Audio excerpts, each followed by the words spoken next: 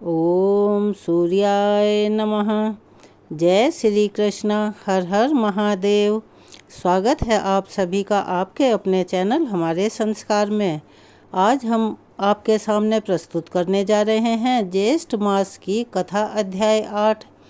जैसा कि आप सभी जानते हैं, यह एक ऐसी श्रृंखला है जेठ मास की पावनता के साथ साथ इन कथाओं की पवित्रता भी विशेष महत्व रखती है, जिसमें कि एक कड़ी हम और जोड़ने जा रहे हैं।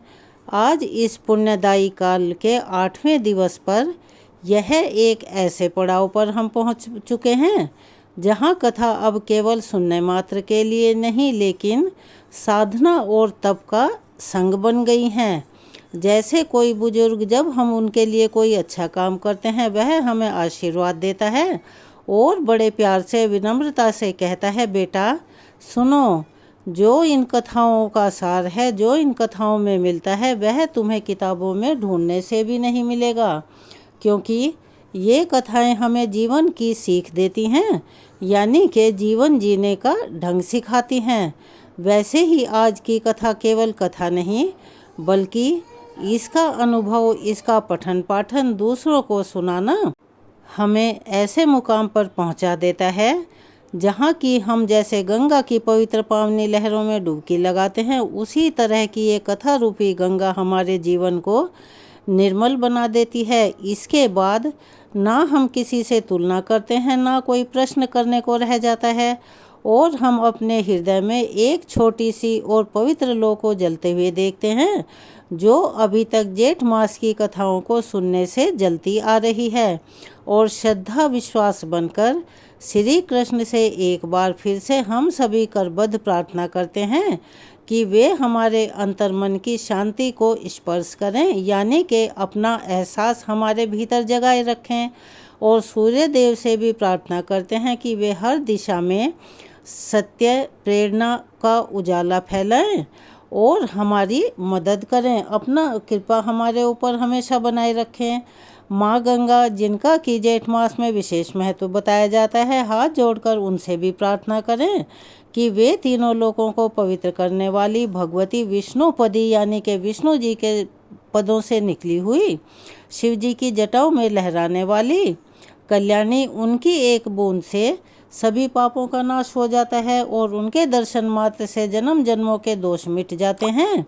हे माँ गंगे, हम सबके जीवन में जो भी दुख, पाप, कष्ट और समस्याएं हैं, उन सभी को आप हर लें और अपनी निर्मल धारा से उन्हें बहाकर दूर ले जाएं और हमारे हृदय को शुद्ध करें और अपना आशीर्वाद हमारे ऊपर हमेशा बनाए रखें।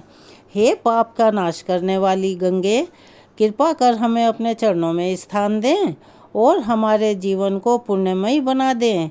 आज का वृतांत शुरू करने से पहले आप सभी से करबद्ध निवेदन है, अगर आप चैनल पर नए हैं तो प्लीज़ हमारे चैनल को सब्सक्राइब करें, वीडियो को लाइक करें, ज़्यादा से ज़्यादा शेयर करें, बेल आइकन को भी दबाना ना भूलें। कमेंट्स बॉक्स में जय श्री कृष्ण हर हर महादेव लिखना ना भूलें। आपका यह छोटा सा प्रयास हमारे हौसलों को बुलंद करता है और हमारी मदद करता है। अपना सहयोग हमें ऐसे ही देते रहें।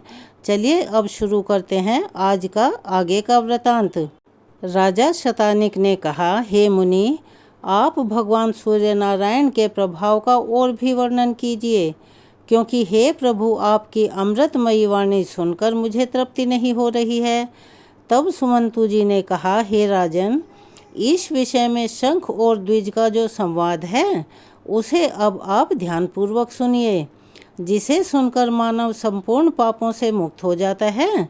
और एक अत्यंत रमणीय आश्रम था, जिसमें सभी वृक्ष फलों के भार से झुक रहे थे। कहीं मृग अपने सींगों से परस्पर एक दूसरे के शरीर में खुजला रहे थे, तो किसी दिशा में मयूरों का नृत्य और भ्रमरों की मधुर ध्वनि का गुंजार हो रहा था। ऐसे मनोहारी आश्रम में अनेक तपस्वियों से सेवित भगवान सूर्य के अनन्य भक्त शंख नाम के एक मुनि रहते थे। एक बार भोजक कुमारों ने मुनि के समीप जाकर विनम्रता पूर्वक अभिवादन करके निवेदन किया कि हे महाराज, वेदों के विषय में हमें शंका है, कृपया आप उसका निवारण करें। उन विनय भोजकों की इस प्रार्थना को सुनकर प्रसन्न हुए शंख मुनि उन सभी से वेद अध्ययन करने लगे। एक दिन वे सभी कुमार वेद का अध्ययन कर रहे थे। उसी समय एक परम तपस्वी द्विज नाम के एक श्रेष्ठ मुनि वहां आ पहुँचे। अमित तेजस्वी उन शंख मुनि ने उनकी विधिवत अर्चना की और उन्हें आसन पर विराजमान करवाया। उन कुमारों ने भी उनकी वंदना की, जिससे द्विज बहुत प्रसन्न हुए। तब शंख मुनि उन भोजक कुमारों से इस प्रकार बोले कि शिष्ट पुरुषों के आगमन से अध्याय होता है, अतः तुम सब इस समय अपना अध्ययन समाप्त करो। यह सुनते ही कुमारों ने अपने अपने ग्रंथ बंद कर दिए। द्विज ने शंख मुनि से पूछा कि यह बालक कौन है और क्या पढ़ रहे हैं। तब शंख मुनि कहने लगे कि महाराज, यह भोजक कुमार हैं। सूत्र और कल्प के साथ चारों वेद, सूर्य नारायण के पूजन और हवन का विधि विधान, प्रतिष्ठा विधि, रथ यात्रा की रीति तथा सप्तमी तिथि के कल्प का यह अध्ययन कर रहे हैं। द्विज ने फिर से पूछा कि हे मुनि, सप्तमी व्रत का क्या विधान है और भगवान सूर्य के अर्चन की क्या विधि है? सूर्य मंदिर में गंध पुष्प दीप आदि देने से क्या फल मिलता है? किस व्रत नियम और दान से भगवान सूर्य नारायण प्रसन्न होते हैं? उन्हें कौन से पुष्प धूप तथा उपहार दिए जाते हैं? यह सब तो मैं भी सुनना चाहता हूँ। इसे आप बतलाइए। सूर्य नारायण के महात्म्य की भी विशेष रूप से चर्चा कीजिएगा। तब शंख मुनि कहने लगे कि इस प्रसंग में मैं महाराज सांब और महर्षि वशिष्ठ के संवाद का वर्णन कर रहा हूँ। ध्यानपूर्वक सुनो। एक बार सांब महर्षि वशिष्ठ जी के पवित्र आश्रम में गए। वहां जाकर उन्होंने नियत आत्मा वशिष्ठ जी के चरणों में दंडवत प्रणाम किया और हाथ जोड़कर विनीत भाव से खड़े हो गए। महर्षि वशिष्ठ ने भी उनके भक्ति भाव को देखकर प्रसन्न मन से उनसे पूछा कि सांब, तुम्हारा तो संपूर्ण शरीर भयंकर कुष्ठ रोगों से विदीर्ण हो गया था, यह सर्वथा रोग मुक्त कैसे हुआ और तुम्हारे शरीर की दिव्य कांति और शोभा कैसे बढ़ गई? यह सब मुझे बताओ। तब सांब ने कहा, महाराज, मैंने भगवान सूर्य नारायण की आराधना उनके सहस्त्र नामों द्वारा की है। उसी आराधना के प्रभाव से उन्होंने प्रसन्न होकर मुझे साक्षात दर्शन दिए और उनसे ही मुझे वर की भी प्राप्ति हुई। वशिष्ठ जी ने पुनः पूछा कि तुमने किस विधि से सूर्य देव की आराधना की है और तुम्हें किस व्रत, तप अथवा दान से उनका साक्षात दर्शन हुआ है? यह सब विस्तार पूर्वक बतलाओ। सांब कहने लगे कि महाराज, जिस विधि से मैंने भगवान सूर्य को प्रसन्न किया है, वह सारा वृतांत अब आप भी ध्यानपूर्वक सुने। आज से बहुत पहले मैंने अज्ञानतावश दुर्वासा मुनि का उपहास किया था, यानी उनके ऊपर मैं हंस पड़ा था। इसीलिए उन्होंने क्रोध में आकर मुझे कुष्ठ रोग से ग्रसित होने का श्राप दे दिया था, जिससे मैं कुष्ठ रोगी हो गया। तब अत्यंत दुखी और लज्जित होते हुए मैंने अपने पिता अर्थात भगवान श्री कृष्ण के पास जाकर निवेदन किया कि हे तात, मैं दुर्वासा मुनि के शाप से कुष्ठ रोग से ग्रस्त होकर अत्यधिक पीड़ित हो रहा हूँ। पिताश्री, मेरा शरीर गलता जा रहा है, कंठ का स्वर भी बैठता जा रहा है और पीड़ा से मेरे प्राण निकले जा रहे हैं। वैद्यों आदि के द्वारा उपचार कराने पर भी मुझे शांति नहीं मिलती। अब आपकी आज्ञा प्राप्त कर मैं प्राण त्यागना चाहता हूँ, अतः आप मुझे यह आज्ञा देने की कृपा करें, जिससे मैं इस कष्ट से मुक्त हो सकूं। मेरा यह दीन वचन सुनकर उन्हें बड़ा दुख हुआ और फिर उन्होंने क्षण भर विचार कर मुझसे कहा कि पुत्र, धैर्य रखो और चिंता मत करो, क्योंकि जैसे सूखे तिनकों को आग जलाकर भस्म कर देती है, वैसे ही चिंता करने से रोग और अधिक कष्ट देता है। भक्ति पूर्वक तुम देव आराधना करो, उससे सभी रोग नष्ट हो जाएंगे। पिता के ऐसे वचन सुनकर मैंने पूछा कि तात, ऐसा कौन सा देवता है जिसकी आराधना करने से इस भयंकर रोग से मुझे मुक्ति मिल सके?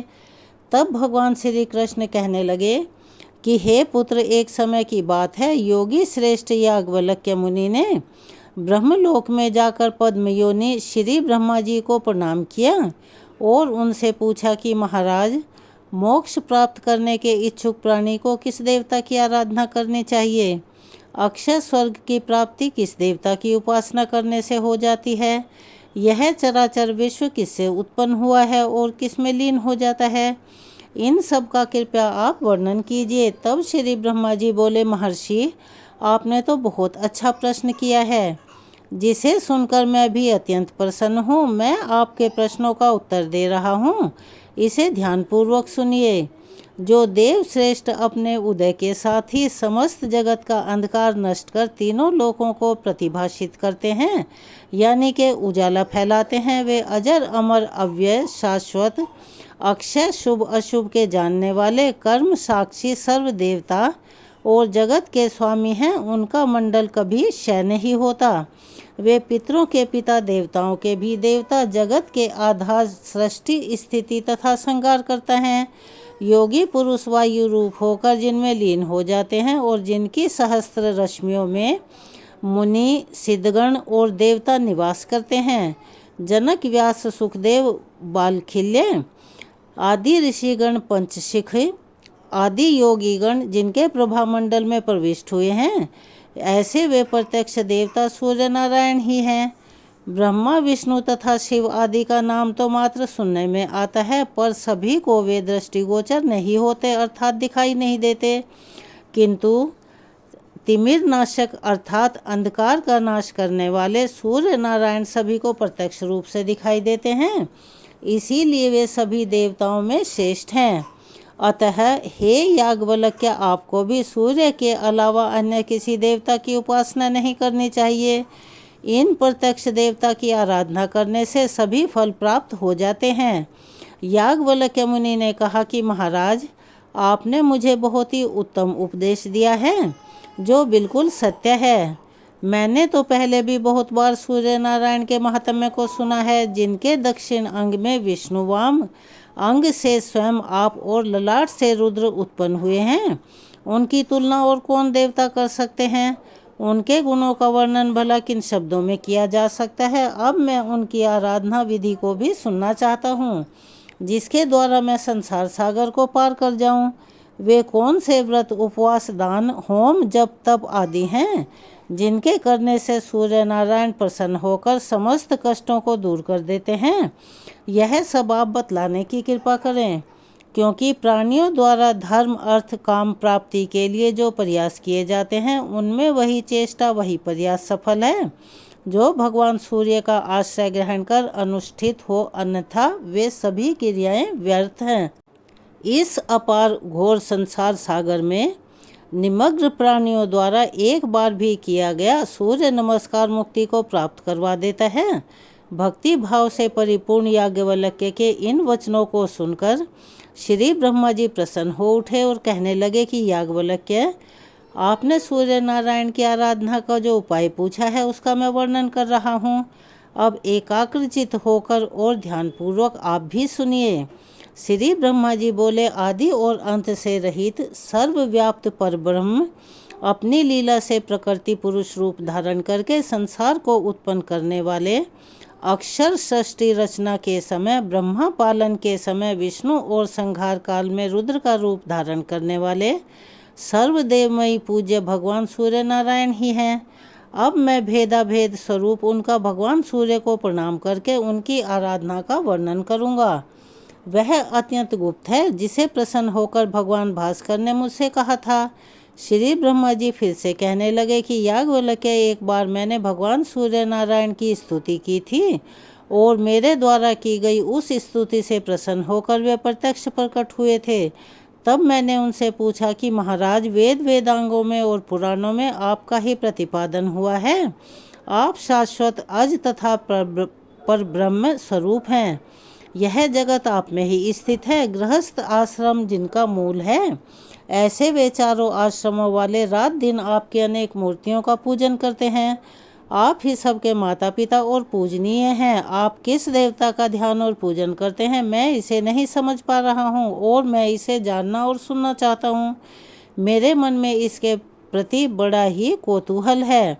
भगवान सूर्य ने कहा, हे ब्राह्मण, यह अत्यंत गुप्त बात है, किंतु आप मेरे परम भक्त हैं, इसीलिए मैं इसका यथावत वर्णन कर रहा हूँ। वे परमात्मा सब और सिर, नेत्र, हाथ, पैर, नासिका, कान तथा मुख वाले हैं। वे समस्त जगत को आच्छादित करके अवस्थित हैं और सभी प्राणियों में स्वच्छंद होकर आनंद पूर्वक विचरण करते रहते हैं। शुभ कर्म रूप बीज वाला शरीर अक्षेत्र कहलाता है। इसे जानने के कारण परमात्मा अक्षेत्रज्ञ कहलाते हैं। वे अव्यक्तपुर में शयन करने से, पुरुष बहुत रूप धारण करने से, विश्व रूप और भरण पोषण करने के कारण महापुरुष कहे जाते हैं।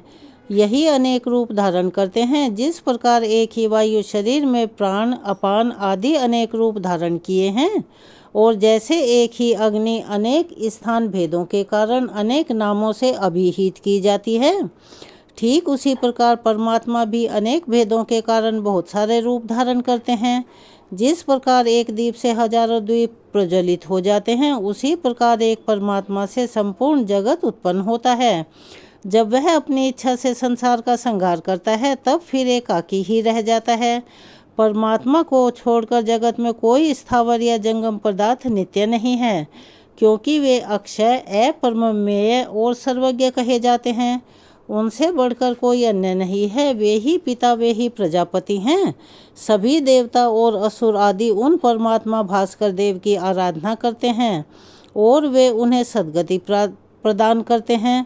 वे सर्वगत होते हुए भी निर्गुण हैं। उसी आत्म स्वरूप परमेश्वर का मैं ध्यान करता हूँ तथा सूर्य रूप अपने आत्मा का ही पूजन करता हूँ। हे याज्ञवल्क्य मुनि, भगवान सूर्य ने स्वयं ही यह सारी बातें मुझसे कही थी। आज के वृतांत को हम यहीं विराम देते हैं। इसके आगे का वृतांत हम अपनी आने वाली वीडियो में सुनाएंगे। कृपया उसका आप इंतज़ार कीजिएगा। आने वाली वीडियो में हम जानने के लिए, जिसमें सूर्य देवता से संबंधित बहुत सारी रोचक बातें हैं, जैसे कि सूर्य देव के मंदिर में साफ सफाई करने से क्या फल प्राप्त होता है, और भी बहुत सारी जानकारियां हैं।